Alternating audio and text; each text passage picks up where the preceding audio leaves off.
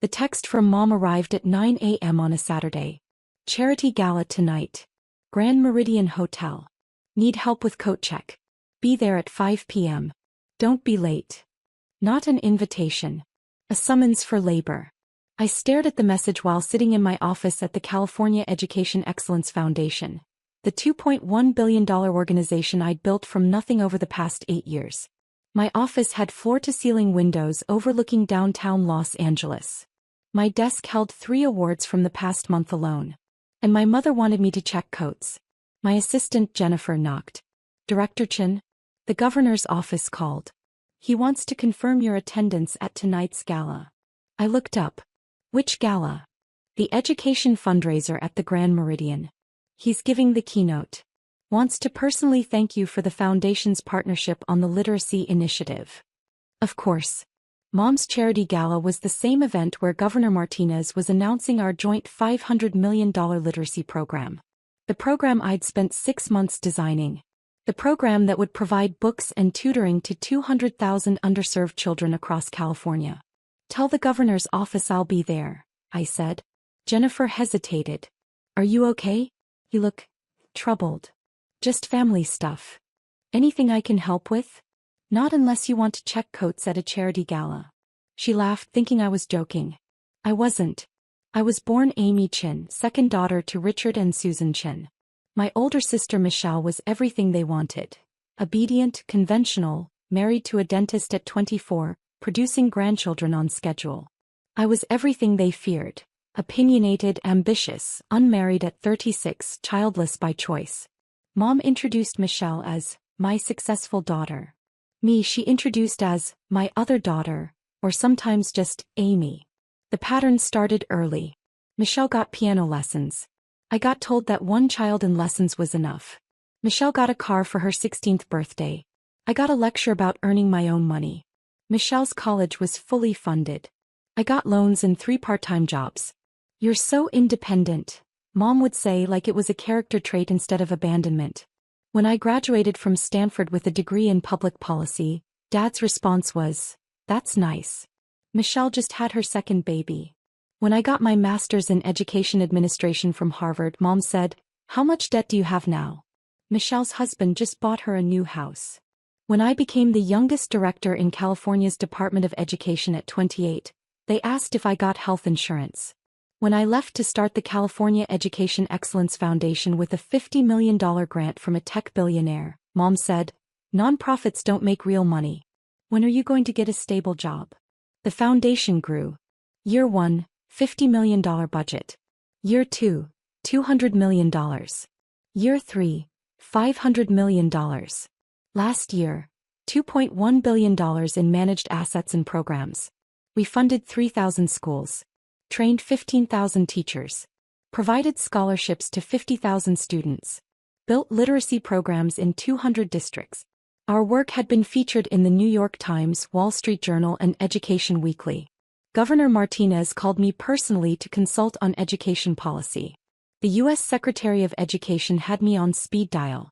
I'd been named one of Forbes' 30 under 30 in education, then 40 under 40 nonprofit leaders. My mother's response to all of this, "That's nice. Michelle's oldest just made honor roll." Mom's charity work was her identity. She sat on the board of the Women's Philanthropic Society of Greater Los Angeles, a group of wealthy women who threw galas, took photos, and donated just enough money to get their names on plaques. Her proudest achievement was being named Volunteer of the Year, 3 years running. Never mind that her volunteering consisted of planning parties and making phone calls. Never mind that the actual work, grant writing, program development, impact assessment, was done by paid staff she never acknowledged. Mom lived for the galas. The dresses. The photos in the society pages. The validation from other wealthy women. Michelle was her perfect accessory. Beautiful. Married. Appropriately humble about her dentist husband's success. I was the embarrassment. Unmarried. Too educated. Too accomplished in ways that made Mom uncomfortable. "You intimidate people," she told me once. "You should be more like Michelle. Men don't like women who are too successful." "I'm not trying to attract men who are intimidated by success," I'd replied. "That's why you're alone." I wasn't alone. I was selective. There's a difference. The text came with 3 follow-ups. Wear something appropriate. Nothing too flashy. We need someone reliable at coat check. You're good at that kind of work. Governor Martinez will be there. Don't embarrass the family. I almost didn't go. Almost sent a polite refusal and let Mom scramble. But Governor Martinez was counting on me being there. We'd planned the announcement together. The literacy initiative was my project. My design, my implementation strategy, my team's work. I arrived at the Grand Meridian at 4:45 p.m. Early because years of family training had taught me that being late gave them ammunition. The ballroom was spectacular. Crystal chandeliers. Tables set with gold-rimmed china. A stage with professional lighting and the state seal. Mom was near the entrance directing staff like a general commanding troops. She saw me and frowned. You're early. You said 5. I meant arrive at 5 to start working. Setup was at 4. She thrust a black apron at me. Coat check is through those doors. Jane will show you what to do. Mom, I need to talk to you about tonight. Not now. I'm busy. Just do your job and try not to draw attention to yourself. Very important people are coming. She walked away before I could respond. I stood there holding the apron. Looked at it. Looked at the ballroom where Governor Martinez would be announcing MY program in 3 hours. Then I did something I'd never done before. I walked to the coat check room, put on the apron, and decided to watch this play out. Jane was a sweet older woman who actually worked for the hotel. You're Amy, she asked. Your mother said you'd help out. That's me. Have you done coat check before? First time. He showed me the system. Text. Hires. Organized rows. Simple work. Guests started arriving at 6. I checked coats, smiled politely and listened to conversations. Susan Chin outdid herself this year. Did you see the centerpieces? Gorgeous. I heard the governor is coming. Susan must have incredible connections. Michelle arrived at 6:30 with her husband Doug. She saw me behind the counter and did a double take. Amy? What are you doing here? Checking coats. Mom has you working the gala? Apparently I'm good at this kind of work. Doug handed me his coat. Looked uncomfortable. That's nice of you to help. Michelle leaned in. Are you okay? This is kind of embarrassing. For who? For you. Everyone can see you working like staff. I am staff tonight. Mom's orders. She looked like she wanted to say something else but settled for, well, try to stay out of sight. Important people are here. They walked away. More guests arrived. Society women in designer gowns. Their husbands in custom tuxedos. Everyone eager to be seen. I recognized several faces. A tech CEO whose company donated $10 million to my foundation. A state senator who'd co-sponsored education bills I'd drafted. A university president who sat on my advisory board. None of them recognized me. Not in a black apron behind a coat check counter. At 7:15 Mom appeared. How's it going? Fine. Good. Stay here during dinner. Someone needs to watch the coats. I'll have staff bring you a plate. Mom. Amy, please. Don't make this difficult. Just do what I asked. She looked at me critically. And you might want to fix your hair. You look sloppy. My hair was in a professional bun. The same style I'd worn to meetings with the governor, the U.S. Secretary of Education, and the board of directors of my $2.1 billion foundation. But to my mother it was sloppy. She left. I stayed. At 7:30 I heard the MC welcome everyone to dinner. At 8 o'clock I heard the speeches begin. At 8:15 Jane came back. You should take a break. I can watch things. It's fine. I'm good. Sweetie, you don't have to do this. You're clearly not regular staff. I can tell. How? The way you stand. The way you talk. You're educated. Probably more educated than most people in that ballroom. She smiled gently. So why are you here checking coats? Because my mother asked me to. And you always do what your mother asks? Tonight I do. She patted my hand. Family is complicated. You have no idea. At 8:30 I heard Governor Martinez begin his speech. His voice carried through the ballroom doors, warm, authoritative, genuine. Thank you all for being here tonight. Education is the foundation of opportunity, And events like this show what our community can accomplish when we come together. Applause. Tonight I want to talk about a program that will change lives. The California Literacy Initiative. Starting this fall, we will provide books, tutoring, and resources to 200,000 underserved children across our state. More applause. This program represents a $500 million investment. Half from state funds, half from private partnership. And I need to acknowledge the person who made this possible. I straightened. Felt my heart rate increase. Director Amy Chin runs the California Education Excellence Foundation, the largest education nonprofit in our state. Her foundation manages $2.1 billion in programs and services. She designed this literacy initiative from the ground up. 6 months of research. Hundreds of hours of planning. And today it becomes reality. The applause was louder now. Amy, where are you? Stand up so everyone can see who's changing California education. I stood frozen in the coat check room. The ballroom went quiet. I could picture them looking around. Searching. Mom's voice panicked. She's not here. She couldn't make it. Governor Martinez. That's strange. Her office confirmed she was attending.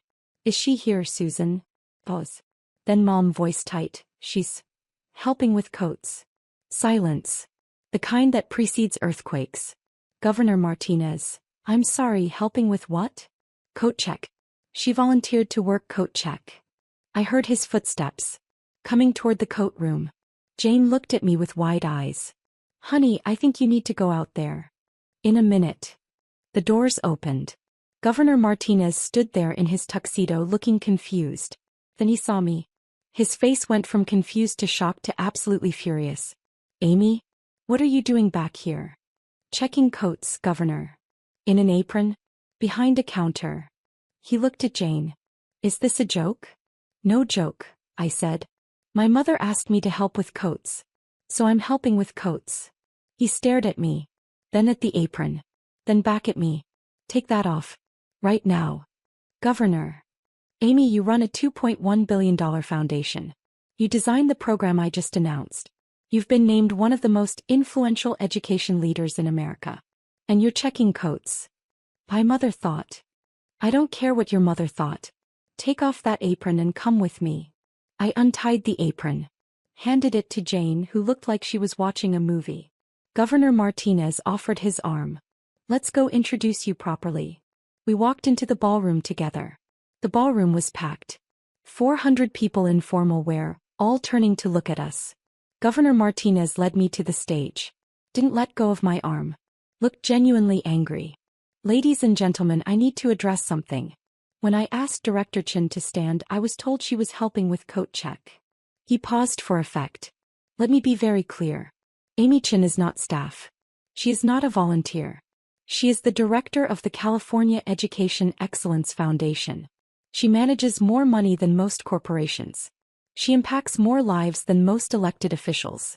And she should never, ever be checking coats at an event celebrating work she accomplished. The silence was absolute.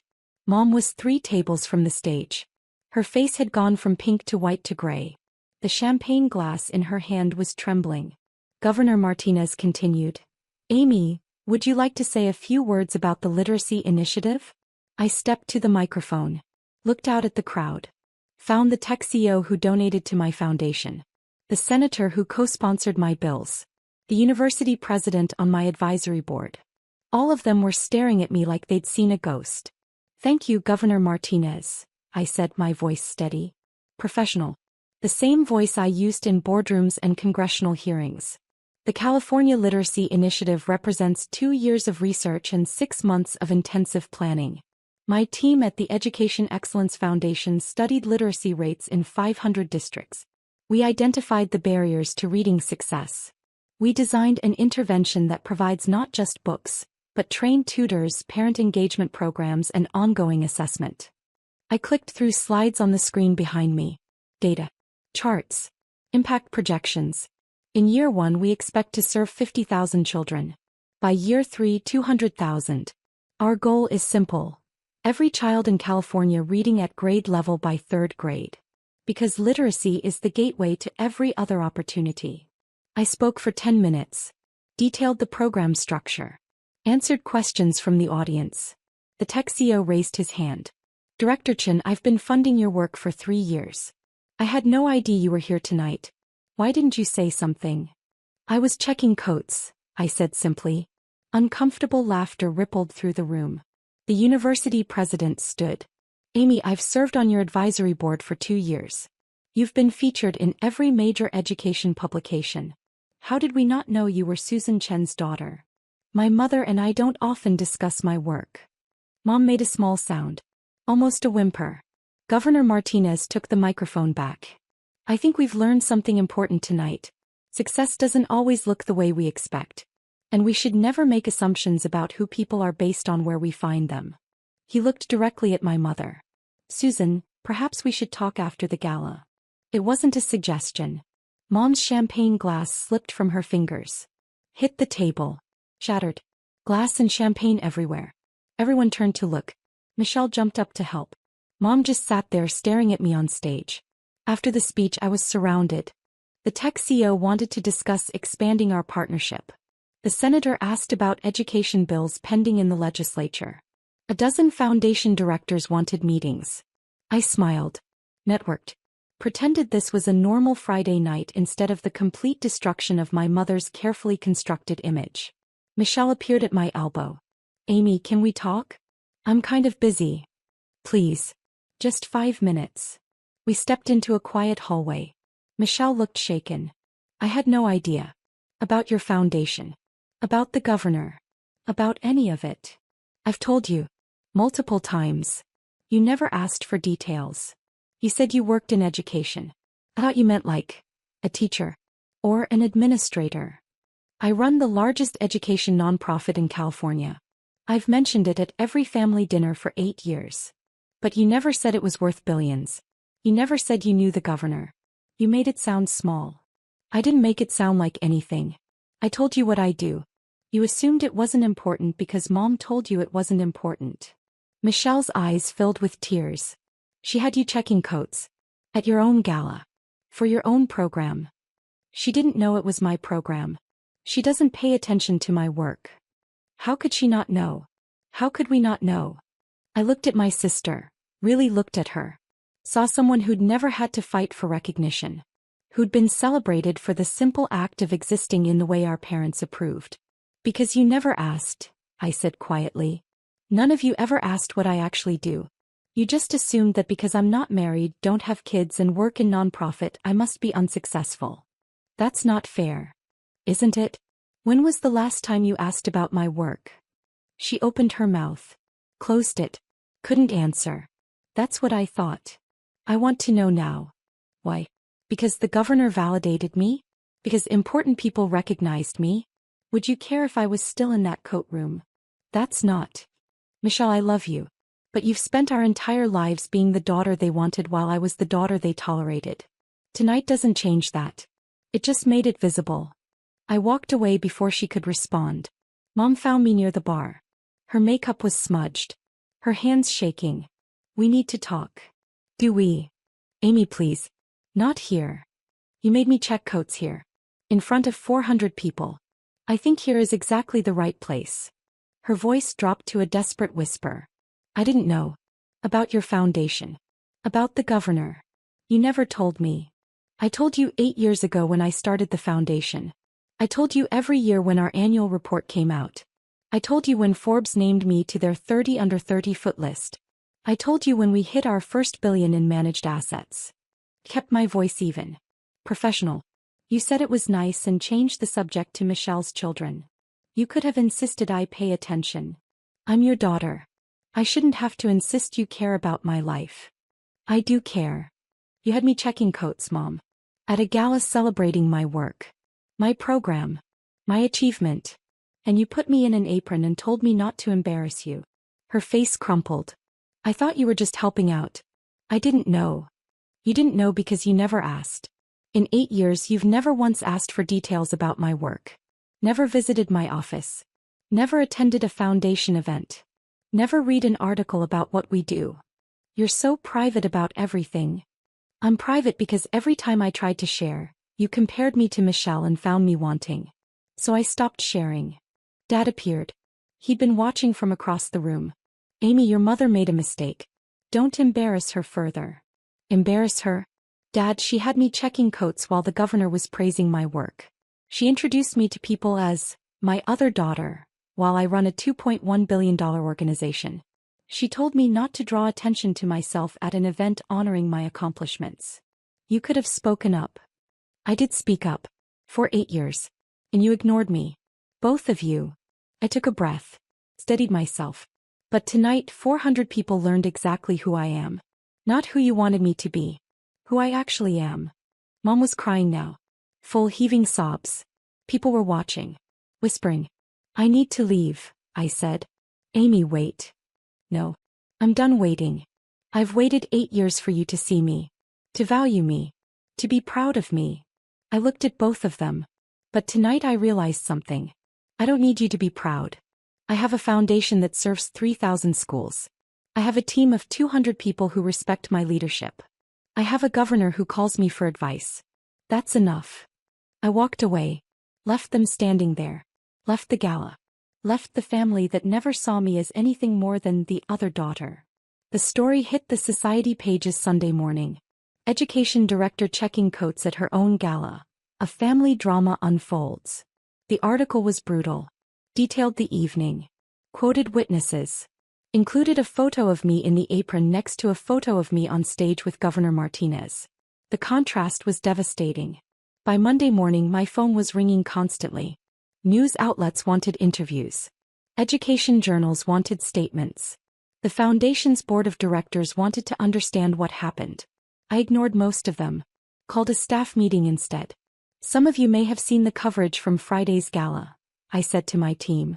I want you to hear the truth from me. My family didn't know what I do. They asked me to work coat check at an event celebrating our literacy initiative. The governor recognized me and corrected the situation. My deputy director, Sarah, raised her hand. Are you okay? Honestly, I'm relieved. I've been hiding who I am from my family because they made it clear they weren't interested. Now everyone knows. The hiding is over. What do you need from us? Asked Marcus, my communications director. Nothing. Keep doing the incredible work you do. This is a personal matter. It doesn't reflect on the foundation. Boss, Sarah said gently. It kind of does. You're the face of this organization. If people think your family doesn't respect you, then people will be seeing the truth. My family's opinion doesn't define my value. Our work does. The team applauded. After the meeting, Governor Martinez called. Amy, I owe you an apology. For what? For putting you on the spot Friday night. I was angry when I saw you in that coat room. I should have handled it more privately. You did exactly what needed to be done. My mother needed to see publicly what she refused to see privately. She called my office. 3 times. Wants me to issue a statement saying it was a misunderstanding. Was it a misunderstanding? No. She admitted she asked you to check coats. Said she didn't realize how successful you were. Tell her there's no statement coming. The truth is the truth. He was quiet for a moment. You know, I've worked with hundreds of nonprofit directors. Most of them desperate for recognition. For credit. You're the opposite. You do the work and don't care who knows. I care. I just don't need the validation from people who don't value me. Your parents. My sister. Anyone who judges success by conventional metrics instead of actual impact. Well, for what it's worth, you have my respect. And my support. Whatever you need for the foundation. Thank you, Governor. After we hung up, I sat in my office. Looked at the wall of awards. The photos with dignitaries and donors. The framed articles about our programs. None of it mattered to my family until it embarrassed them.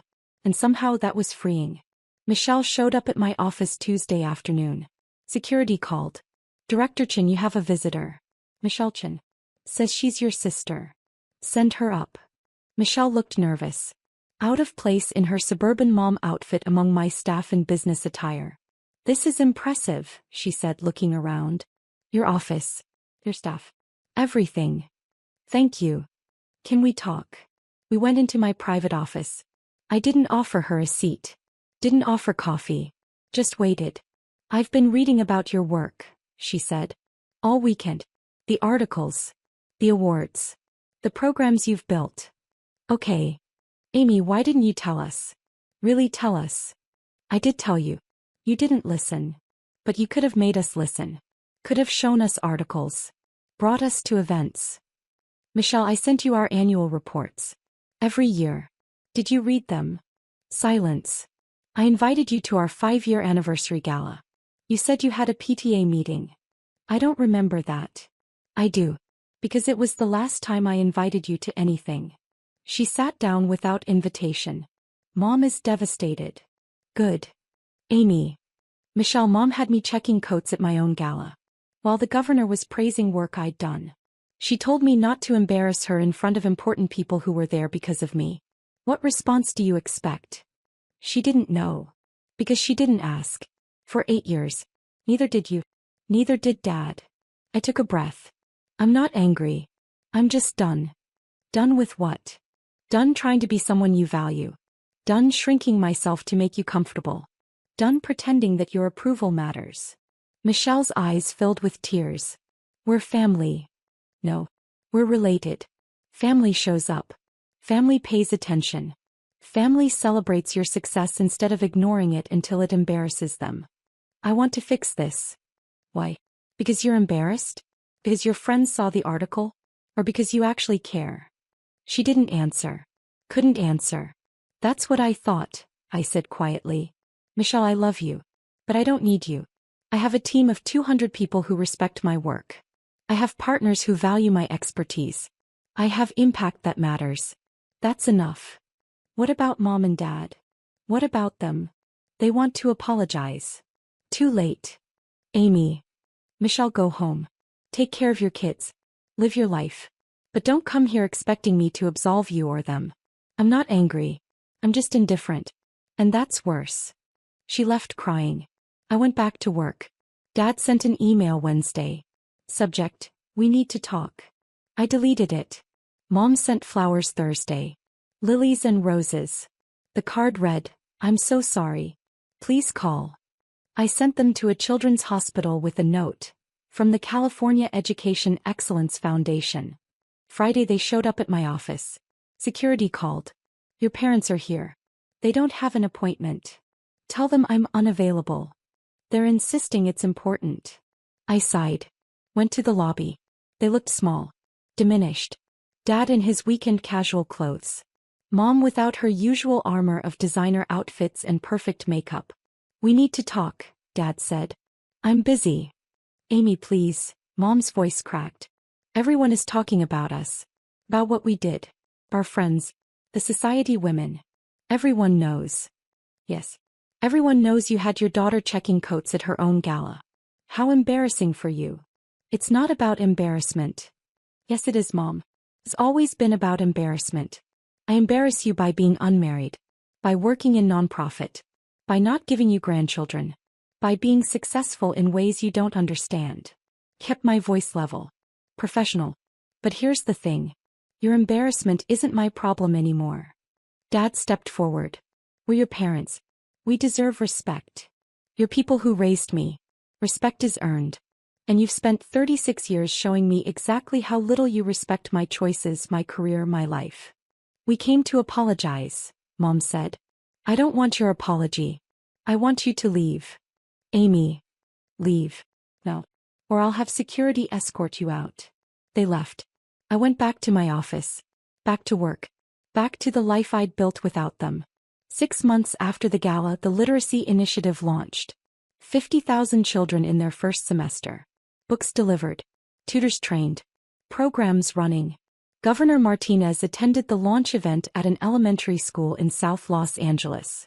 This program represents the best of public-private partnership, he said to the assembled media. Director Chin and her foundation turned a $500 million investment into real impact. Real change. Real opportunity for children who deserve it. I watched third graders read books we'd provided. Saw their faces light up when they succeeded. This was what mattered. Not my mother's approval. Not my family's recognition. This. After the event, a reporter approached. Director Chin, there's been interest in the story from 6 months ago. About your family. Would you comment? No. Just a quick statement about. My family is private. My work is public. I only discuss the work. The story ran anyway. But this time it focused on the program. The impact. The children. My family was a footnote. As it should be. 1 year after the gala, Michelle sent a birth announcement. Her third child. A girl named Sophia. The card included a note. We'd love for you to be part of her life. She should know her aunt. I sent a gift. A college savings bond worth $10,000. Didn't attend the baby shower. Didn't visit the hospital. Didn't respond to the invitation to talk things through. Mom sent a Christmas card. Photo of Michelle's family on the front. No mention of me inside. I sent it back with a note. You have one daughter. Make sure she knows she's appreciated. Dad called on my birthday. I let it go to voicemail. His message, Amy, it's Dad. Happy birthday. We miss you. Your mother wants to talk. Call us back. I deleted it. 2 years after the gala, the foundation hit $3 billion in managed programs. Forbes named me one of the most powerful women in nonprofit leadership. The article detailed my work, my impact, my vision for education reform. It mentioned my family once. Chin prefers to keep her personal life private, focusing instead on the work that has transformed California's education landscape. Perfect. 3 years after the gala that changed everything, I testified before Congress on education funding. My testimony was carried on C-SPAN. The New York Times quoted my recommendations. The Secretary of Education called afterward to discuss implementation. I was having dinner with my team when my phone buzzed. A text from an unknown number. This is Michelle. I saw you on C-SPAN. I'm proud of you. I stared at it for a long moment. Sarah noticed. Everything okay? Just family stuff. The family that didn't recognize you? The same. What do you want to do? I deleted the text. Put my phone away. Nothing. I want to do nothing. Because they don't get to be proud now. They didn't earn that right. That's cold. That's honest. Marcus raised his glass. To Director Chin. Who built an empire without family support. Which makes it even more impressive. To Amy, the team echoed. We toasted. Laughed. Celebrated another successful quarter, another program launch, another year of impact. Later Sarah pulled me aside. Do you ever regret it? Cutting them off. No. Because I learned something important. You can't force people to see you. You can't make them value you. You can only build a life where their opinion doesn't matter. And you did. I did. That night I went home to my house in Pasadena. 3 bedrooms. An office with a view. Bookshelves full of education research and policy analysis. No photos of my family. Just photos with my team, with Governor Martinez, with the teachers and students whose lives our programs touched. This was family. The people who chose me. Who valued me. Who showed up. My phone buzzed. Another text from Michelle. Can we talk? Please. I blocked the number. Poured a glass of wine. Sat on my balcony overlooking the city. And felt absolutely nothing about the family who'd spent years making me feel invisible. Because the truth was simple. They'd had their chance. Thousands of chances. 36 years of chances. And they'd chosen consistently to see me as less than I was. So I'd built a life where their vision didn't matter. Where my work spoke louder than their dismissal. Where my impact overshadowed their indifference. I was Director Amy Chin. Leader of a $3 billion foundation. Advisor to governors and secretaries. Voice for educational equity. Changemaker for hundreds of thousands of children. And if my mother wanted to remember me as the daughter who checked coats, let her. The rest of the world knew the truth. And the rest of the world was all that mattered now. 5 years after the gala, I received an award from the President of the United States. The National Medal for Education Achievement. Given to civilians who make extraordinary contributions to American education. I was 39 years old. The ceremony was at the White House. I brought my team. My board of directors. Governor Martinez. Sarah. Marcus. Jennifer. The people who'd built the foundation with me. Michelle sent a message through LinkedIn.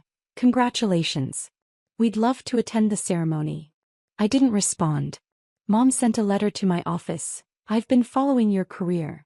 I'm so proud. Can we reconcile? I filed it. Didn't respond. At the White House, the president placed the medal around my neck.